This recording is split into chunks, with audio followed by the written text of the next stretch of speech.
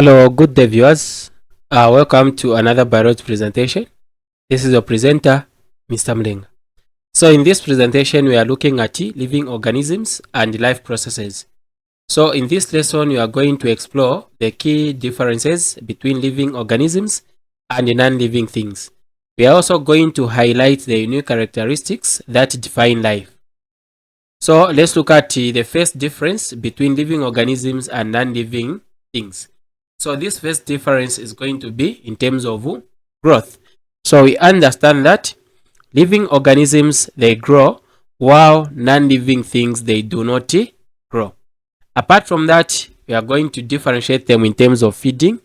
So we know that living organisms, they feed, while non-living things do not feed.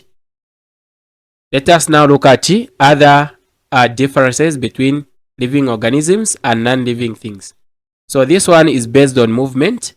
So we know that living organisms, they move, while non-living things, they do not move. So this entails us that living things are able to change their positions from one position to the other position. But for non-living things, they do not move. Apart from that, let's look at in terms of the responsiveness or sensitivity.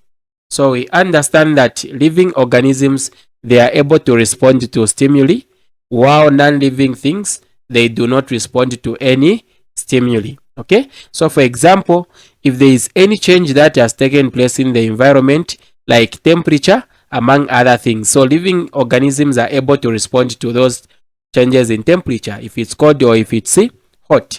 So here we need to understand what a stimulus is. So stimulus is anything from the environment that causes some sort of reaction, such as temperature, light, sound, and other factors that can cause living organisms to respond.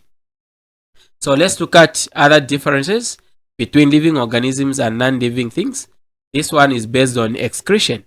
So we understand that living organisms excrete, while non-living things do not excrete. So when it comes to living organisms, they are able to excrete excess water, excess salts, urea, and the carbon dioxides.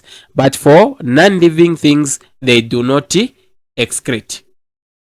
Apart from that, living organisms are able to reproduce. Okay, so living organisms are able to reproduce young ones of their species, while non-living things, they do not reproduce. So we've now come to the end of our discussion. So this is the task that I want you to do. So the question is, describe the differences between living organisms and non-living things.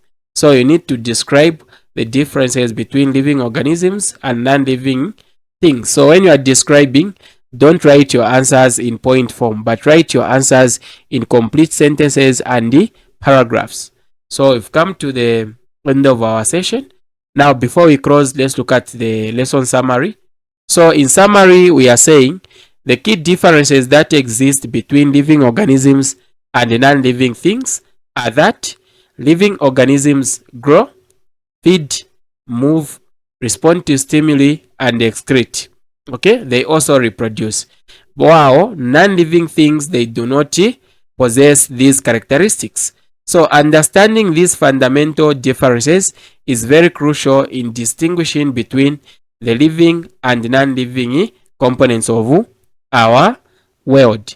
So here it's important that you understand that living organisms are able to grow, they are able to feed, they are able to move, they respond to stimuli, they are able to excrete, and they are able to reproduce. While non-living things do not possess all these characteristics. So we've now come to the end of our presentation. Thank you so much for having time to view this content. This has been your presenter, Mr. Mlenga. Bye bye.